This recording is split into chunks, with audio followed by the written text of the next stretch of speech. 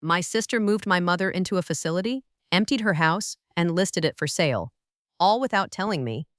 And for 3 weeks, she almost got away with it. What exposed her wasn't me, wasn't our family.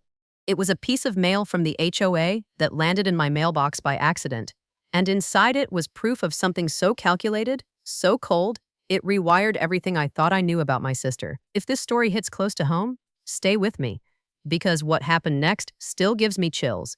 My name is Sasha. I'm 44 years old, and I live in Denver, Colorado. I have one sister, Tamsin, who is 5 years older than me and has lived 8 minutes from our mother's house in Phoenix, Arizona her entire adult life. That proximity always felt like devotion, like she was the good daughter, the one who stayed close, the one who showed up. I believed that for a long time, longer than I should have. My mother, Doris, is 74, and I want to be very clear about something right now, before this story goes any further. My mother is sharp. She does the newspaper crossword every single morning in ink, not pencil. She remembers birthdays without Facebook.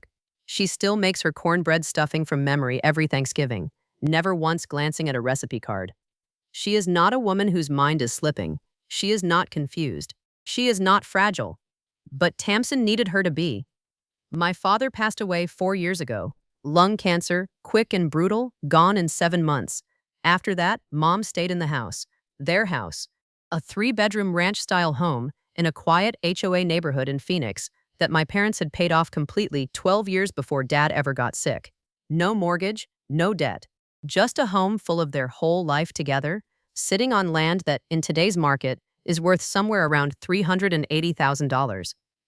I'm telling you that number because it matters. It matters more than anything else in this story. Tamsin and I were never close, but we were civil. Holiday calls, birthday texts, the occasional update about Mom. I flew in twice a year, Thanksgiving and once in summer, and every time I came, Mom seemed fine, happy, even, a little lonely since Dad, yes, but fine. Herself. The last time I visited was 7 months before everything fell apart. Mom and I sat on her back porch drinking sweet tea, and she told me she was thinking about getting a small dog. She laughed about her neighbor Gerald's obsession with his lawn. She asked me about my job, my apartment, whether I was seeing anyone. She was present, warm, completely herself. That visit is burned into my memory now, because it was the last time I saw my mother in her own home. The call that changed everything didn't come from Tamsin. It came from my mother's neighbor, a woman named Beverly, who had known my parents for over 20 years. Beverly called me on a Tuesday morning in October while I was getting ready for work. I almost didn't answer because I didn't recognize the Arizona area code at first. I'm glad I did. Sasha, she said, and her voice had that careful, hesitant quality that immediately makes your chest tighten. I don't want to overstep, but I haven't seen your mother in almost 2 weeks, and there's a lockbox on the front door, and a for sale sign in the yard. I sat down on the edge of my bed. I didn't say anything for a moment. I genuinely could not form words, because my mother'd not called me, had not texted me, and my sister who lived 8 minutes away, my sister who was supposed to be the one who showed up, had not said a single word to me. Beverly, I finally said, my voice coming out quieter than I expected. Do you know where my mother is? There was a pause, a careful, sad little pause. Honey, she said softly, I think she's in a memory care place over on Dunlap Avenue. I heard it from Marcy next door. I'm so sorry. I hung up the phone, and then I just sat there, staring at the wall of my Denver apartment, feeling something cold and heavy settle into my chest. My mother was in a memory care facility, and I had found out from a neighbor. I called Tamsin 4 times before she picked up. 4 times. Each unanswered call felt like another door slamming in my face. When she finally answered, her voice was calm, not guilty calm, not nervous calm, just flat, like she was expecting me and had already decided how this conversation was going to go. Why didn't you tell me? That's all I said. I couldn't even get to the bigger questions yet. That one felt the most urgent, the most raw. Why didn't you tell me? I was going to call you this week, she said. This week. I repeated it back to her slowly. Tamsin, Mom is in a memory care facility. There is a for sale sign in her yard, and you were going to call me this week. She wasn't safe living alone, Sasha. I've been dealing with this for months. You're in Denver. You don't see what I see. And there it was, that sentence, the one she had clearly been rehearsing. The gentle, reasonable-sounding blade designed to make me feel like the absent daughter who had no right to question anything. "What exactly have you been seeing?" I asked. My voice was steady, but my hands were shaking. She launched into it. Sunburned casseroles left on the stove, missed medication doses, a fall in the bathroom that apparently happened in August. And as she talked, something in me went very quiet. Not convinced. Quiet in the way you go quiet when you realize the person speaking is performing, not reporting. Every detail was just slightly too polished. Every concern just slightly too well organized, like she'd been building this case for a while. "Who is her doctor?" I asked, cutting her off mid-sentence. A tiny pause. "Dr. Harmon? Did Dr. Harmon recommend memory care?" Dr. Harmon agreed she needed more support. "That is not what I asked you." Silence. "Tamsin, did her doctor specifically recommend placing her in memory care? Yes or no?" "It was a collaborative decision," she said finally. And that non-answer told me everything. I booked a flight to Phoenix that same afternoon. I landed the next morning, rented a car, and drove straight to the memory care facility on Dunlap Avenue. It was a clean enough place, bright lobby, fake flowers, that specific smell that sits somewhere between antiseptic and artificial lavender that I will never forget for the rest of my life. Mom was in a small room at the end of a hallway. When I walked in, she was sitting in a chair by the window, looking out at a parking lot. She turned when she heard the door, and for 1 second her face just crumpled. Not with confusion, not with blankness, with relief. Pure, exhausted relief. "Sasha." She said my name like she'd been saving it. I crossed the room and held her, and she felt smaller than I remembered, like something had already been taken from her just by being in that place. We sat together for a long time before either of us said much. I didn't want to rush her. I didn't want her to feel interrogated. But eventually, gently, I asked her what happened, how this came about, what she remembered. She was quiet for a moment. She looked down at her hands in her lap. "Tamsin brought some papers," she said slowly. "A few weeks ago. Said they were just paperwork. For my protection," she said. "In case something happened to her and she needed to make decisions for me." Mom paused. I asked her if I should call you first.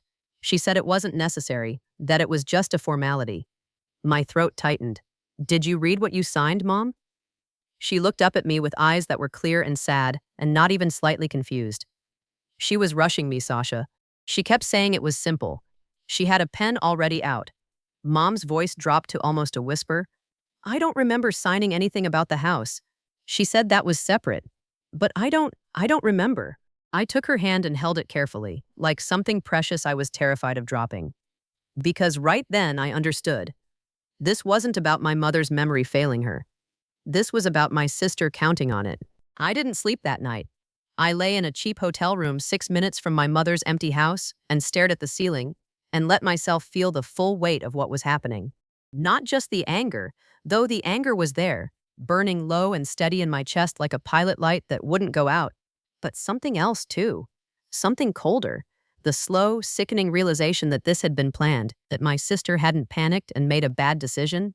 She had constructed something. Carefully. Over time. I started making a list on my phone at 2 in the morning. Everything Mom had told me. Every detail that didn't line up.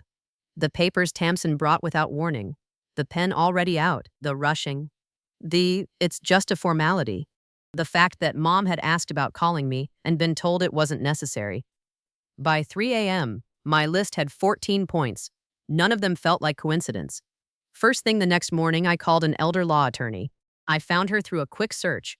A woman named Patricia Osei, who had 31 Google reviews, all 5 stars, and a bio that specifically mentioned elder financial abuse cases. I left a voicemail at 7:45, and she called me back before 9. Within 2 minutes of explaining the situation, she said, quietly and carefully, "This is not an unusual pattern. Come in today if you can." I was in her office by 11. Patricia was calm in the way that very competent people are calm, not detached, but steady. She listened to everything I said without interrupting. Then she asked me specific questions. What facility? What date Mom was placed? Whether I had a copy of any documents Tamsin had filed? Whether I was listed anywhere on Mom's accounts or medical records? The answer to that last question was no. Tamsin had removed me. Quietly, efficiently, at some point in the last several months, my name had been taken off my mother's emergency contact list at her doctor's office, off her pharmacy account. I only found that out later, but Patricia had already suspected it before I confirmed it. Here's what I need you to do, Patricia told me. I need you to go to the county recorder's office today and pull every document filed under your mother's name in the last 6 months. Deeds, transfers, any power of attorney filings, all of it. I went that same afternoon. What I found made my hands go completely still on the counter. In a 7-day window, 7 days, Tamsin had filed a financial power of attorney naming herself as sole agent over my mother's assets. She had filed a healthcare proxy naming herself as sole decision maker for my mother's medical care. And she had signed a real estate listing agreement on my mother's property as agent under the power of attorney with a listing price of $375,000. All of it. In 7 days. And every single document was dated during the same week that Mom had been started on a new prescription, a medication for anxiety that her doctor had recently adjusted, a medication that, according to its own pharmaceutical documentation, carries a specific warning about temporary cognitive impairment, confusion, and increased suggestibility in patients over 70 during the initial titration period. Tamsin knew about that medication. She was the one taking Mom to her appointments. She was the one picking up the prescriptions. She had waited for exactly the right week. I sat in my rental car outside the county building and read through those documents 3 times. My eyes kept snagging on the dates. The same week. The same week. The same week. It wasn't sloppy or rushed. It was precise. It was the kind of precision that comes from watching and waiting for your moment. I thought about my mother sitting in that chair by the window, looking out at a parking lot instead of her own backyard. I thought about her saying she was rushing me. I thought about the pen already being out. And I thought about how close Tamsin had come to pulling this off completely. If Beverly hadn't called me, if I hadn't flown out, if I hadn't gone to that recorder's office, the house would have sold. Mom would have stayed medicated and confused in that facility. And Tamsin would have had $375,000 and a story about a sister who lived too far away to notice. I drove back to Patricia's office and laid every document on her desk. She looked at them for a long moment. Then she looked up at me. "We have enough," she said. "Let's get to work." The next few days moved in that strange double-time way that crisis does, where every hour feels both endless and gone before you can catch your breath. Patricia filed an emergency motion to freeze the real estate listing. Within 48 hours, the sale of my mother's house was legally blocked. The listing agent, a woman who had apparently never met my mother in person and had dealt entirely with Tamsin, received a cease and desist letter and pulled the listing without argument. Tamsin called me the same afternoon the listing came down. This time she picked up on the first ring. "What did you do?" It wasn't a question. Her voice had lost that rehearsed calm completely. There was something underneath it now, tight, brittle, and ugly. "I filed a legal challenge to the power of attorney," I said, "and the listing agreement, and the healthcare proxy. You had no right. She's my mother, Tamsin. She cannot live alone. She cannot take care of herself. I have been the one here, Sasha. I have been the one managing everything while you sit in Denver pretending you're part of this family. Stop." My voice came out harder than I expected. "Stop talking. Because I have been to the county recorder's office. I have copies of every document you filed. I know what week you filed them. And I know what prescription Mom was on that week. So whatever story you have prepared, whatever version of this you've been practicing, I need you to understand that I already know." Dead silence. It lasted so long I actually checked my phone screen to make sure the call hadn't dropped. When she finally spoke, her voice was different, quieter, stripped of its performance. "You don't understand what it's been like," she said. And for one brief, disorienting second, she almost sounded like my sister again, like the person I grew up with. "Dad's gone. The house is just sitting there. Mom doesn't need all that space. The money could actually help her." "Help her," I said it flatly. "The money would help her." "Yes." "Then why were you telling the family she couldn't afford her own upkeep?" Another silence. Shorter this time, sharper. "What?" Her voice had gone careful. "The HOA mail, Tamsin." I heard her breath change. Here is what had happened with the HOA mail. When I moved from Phoenix to Denver 3 years ago, I had updated most of my addresses but apparently not the HOA community newsletter list for my mother's neighborhood. because I had been on it as an emergency alternate contact for years and simply forgotten. So, for the last several months, forwarded HOA correspondence had been quietly landing in my Denver mailbox. Most of it I had glanced at and recycled without much thought. General community updates, landscaping notices, that kind of thing. But 2 weeks before Beverly's call, an envelope had arrived that I had set aside meaning to look at properly and then forgotten about in the chaos of work. When I came home from Phoenix after my first visit with Mom and was frantically gathering every piece of information I could find, I found that envelope still sitting on my kitchen counter. Inside was a formal violation notice from the HOA board, addressed to my mother's property, citing repeated violations of the community's short-term rental policy, specifically, the listing and operation of the property as a short-term vacation rental through an online platform without board approval. They had attached printouts, Airbnb listings, 8 months of them, my mother's house, her furniture, her kitchen, her backyard with the old lemon tree my father planted, photographed and posted and rented out to strangers. Weekends, long weekends, a full week in July. The reviews mentioned the lovely mature lemon tree in the yard. One guest called it a hidden gem. 8 months of rental income, flowing directly to Tamsin, while she told our aunt, our cousin, anyone in the family who asked, that Mom's care was expensive, that the facility costs were straining everything, that there just wasn't enough money. There was money. There was plenty of money. It was just going somewhere else. I sat at my kitchen counter in Denver that night with the HOA envelope in front of me and my laptop open, and I did something I hadn't done yet. I looked up the Airbnb listing myself. It wasn't hard to find. I searched the address, and there it was, still active, still accepting bookings. My mother's house, presented as a charming Phoenix retreat with original mid-century details and a private backyard oasis. I scrolled through the photos slowly. Every single one felt like a small violation. Mom's reading chair angled perfectly for the shot. Her kitchen curtains, the yellow ones she'd had for 15 years, catching the morning light. The lemon tree Dad planted the year I was born, described in the listing as a delightful bonus for guests who enjoyed fresh citrus. I counted 31 reviews. 31 sets of strangers had slept in my mother's bed, cooked in her kitchen, sat under my father's tree, while my mother sat in a memory care facility on Dunlap Avenue, looking out at a parking lot. I took screenshots of everything, every review, every date, every booking window. Then I forwarded the HOA violation notice and all the screenshots to Patricia. She responded within the hour. Her message was 4 words. This changes everything significantly. The next morning, Patricia filed a formal complaint with Arizona Adult Protective Services, citing financial exploitation of a vulnerable adult. She simultaneously submitted a request to have the power of attorney reviewed for validity, specifically challenging the capacity of the grantor at the time of signing, given the documented medication change that same week. We also contacted Mom's actual physician, Dr. Harmon, directly. Not through Tamsin, directly. Patricia sent a formal records request and a letter outlining the timeline. Dr. Harmon's office called back within 2 days.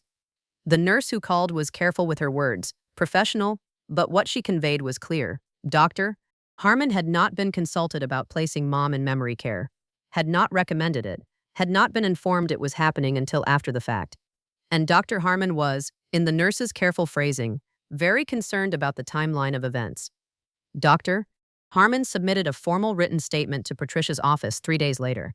It confirmed that at Mom's last appointment, 2 weeks before Tamsin filed those documents, Mom had demonstrated no signs of cognitive impairment. She had been alert, oriented, articulate.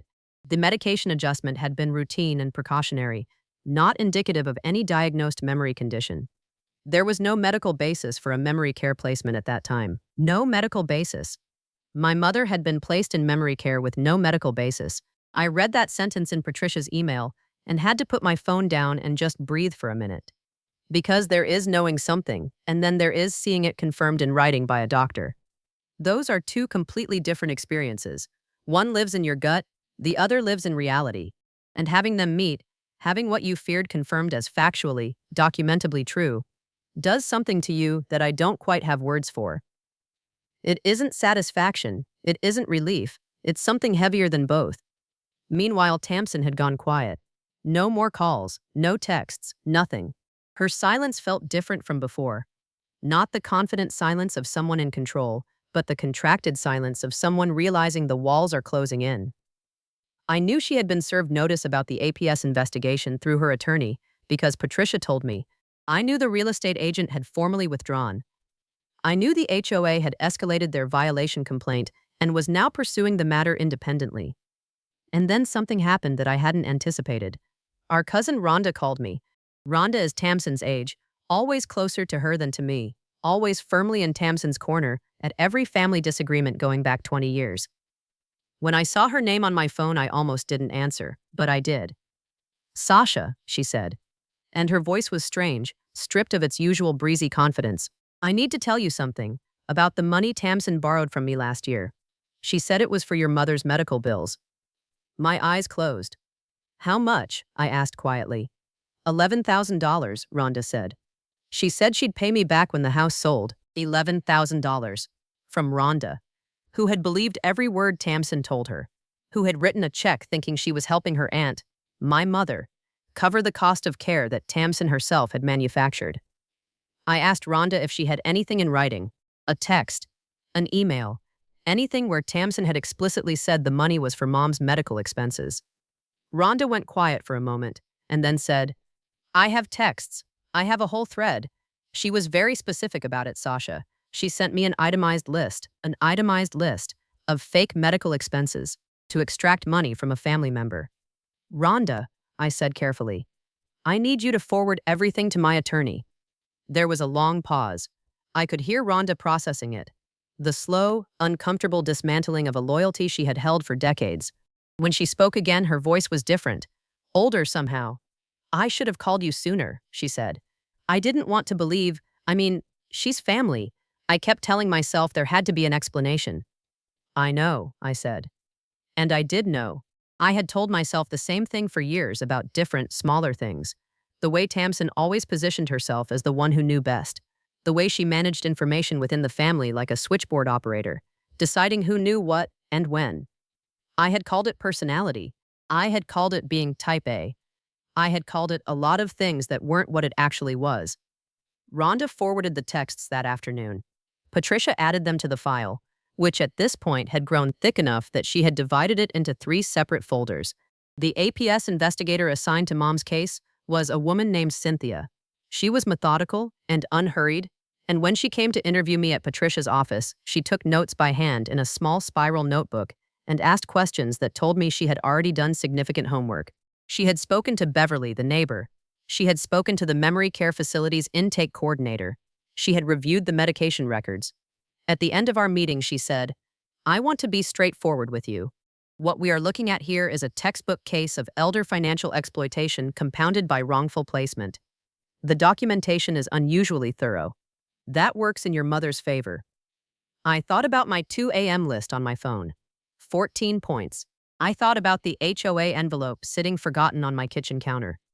I thought about Beverly picking up the phone because a lockbox and a for sale sign felt wrong to her after 20 years of knowing my parents. So much of this had come down to small things. Paying attention to small things. The week after my meeting with Cynthia, Patricia filed for emergency guardianship review and submitted a formal petition to have the power of attorney invalidated on the grounds of impaired capacity at signing. The court scheduled a hearing for 3 weeks out. The memory care facility, now fully aware of the active APS investigation and the pending legal challenge, became noticeably more cooperative. They provided every intake document, every medication log, every staff note from the day my mother arrived. And then came the moment I had been both dreading and moving toward since the beginning of all of this. Tamsin's attorney reached out to Patricia requesting a meeting. Not a hearing, not a legal confrontation, a meeting. Patricia told me and asked how I wanted to proceed. I thought about it for exactly 24 hours. I thought about my mother in that room looking out at a parking lot. I thought about 31 sets of strangers in her house. I thought about Rhonda's $11,000 and an itemized list of fake expenses. I thought about the pen already being out and the rushing, and it's just a formality. "Tell them we'll meet," I said. "But I want to be in the room." Patricia paused. "Sasha, these meetings are typically just attorneys." "I know," I said. "I want to be in the room anyway." Another pause. Then, "Okay, I'll make it happen." The meeting was scheduled for a Thursday morning. And I flew back to Phoenix the night before, checked into the same cheap hotel 6 minutes from my mother's house, and sat on the edge of the bed in the dark and thought about everything I wanted to say, and everything I had already decided I wouldn't. The meeting was in a conference room on the fourth floor of a glass office building in downtown Phoenix. Patricia and I arrived first. I wore a plain gray blazer and kept my hands folded on the table and my face completely still. I had made a decision the night before in that hotel room. I was not going to perform anger. I was not going to give Tamsin the satisfaction of seeing how deeply she had broken something in me. I was going to be exactly what she had never expected from me: quiet, certain, immovable. Tamsin walked in 4 minutes late with her attorney, a heavy-set man in a blue suit who immediately began arranging papers with the focused energy of someone trying to project control. Tamsin sat down across from me, and for the first time in this entire ordeal I saw it. The thing she had been hiding under all that careful composure. She looked exhausted, pale in a specific way that isn't just tiredness, but is the particular pallor of someone who has been living inside a lie so long it has started consuming them from the inside. She didn't look at me directly. Not at first. Her attorney opened by suggesting a settlement framework. The word settlement landed in the room, and Patricia let it sit there for a moment before responding. The proposal was essentially this: Tamsin would voluntarily relinquish the power of attorney and the healthcare proxy, withdraw from any involvement in the real estate transaction, and repay the Airbnb rental income into a supervised account for mom's actual care. In exchange, the family would not pursue criminal charges. Patricia looked at her notes. Then she looked at Blue Suit calmly. "That's a starting point," she said. "But we have some additions." The additions were not small. Full restitution of Rhonda's $11,000. A formal written apology submitted to the court. A permanent bar on Tamsin having any financial power over my mother's affairs going forward. And a requirement that mom's continued living situation be determined by her physician and an independent advocate, not by any family member acting unilaterally. Tamsin's attorney conferred with her in low voices. I watched Tamsin's face during that conversation. Her jaw was tight. Her eyes were fixed on the table. And then she looked up. And for the first and only time in that room, she looked directly at me. I held her gaze and didn't say a word, because there was nothing left to say that the documents hadn't already said better. She nodded to her attorney. They accepted every addition. The agreement was signed before noon. I want to tell you what happened after, because the after matters just as much as the fight. The power of attorney was formally invalidated by the court 2 weeks later. The APS investigation remained open. That process moves on its own timeline and is not subject to private agreements. And I was told by Cynthia that the findings would likely result in a formal record that would follow Tamsin in any future legal or financial proceedings involving vulnerable adults. The HOA pursued their own separate action against the rental violations and issued fines that Tamsin was personally liable for since she had operated the rental without the property owner's knowledge or consent. And my mother came home. Not to Phoenix. Not yet, while the house situation was being fully untangled legally. But she came to Denver, to my apartment, to the spare room I had repainted a soft, warm yellow because it gets the best morning light and Mom has always been a morning person. I put a small table by the window with a lamp and a stack of crossword books and a ceramic mug she could use for her coffee. The first morning she was there, I woke up early and padded out to the kitchen and found her already sitting at the window in her robe, pen in hand, working through the crossword in the thin early light coming through the glass. She looked up when she heard me. She smiled, a full, unguarded, completely herself smile, and said, 7-letter word for justice, starting with R. I leaned against the doorframe and thought about it. Redress, I said. She clicked her pen and filled it in without hesitation. And that was enough. That quiet morning, that small table, that single word written in ink, that was every bit of enough.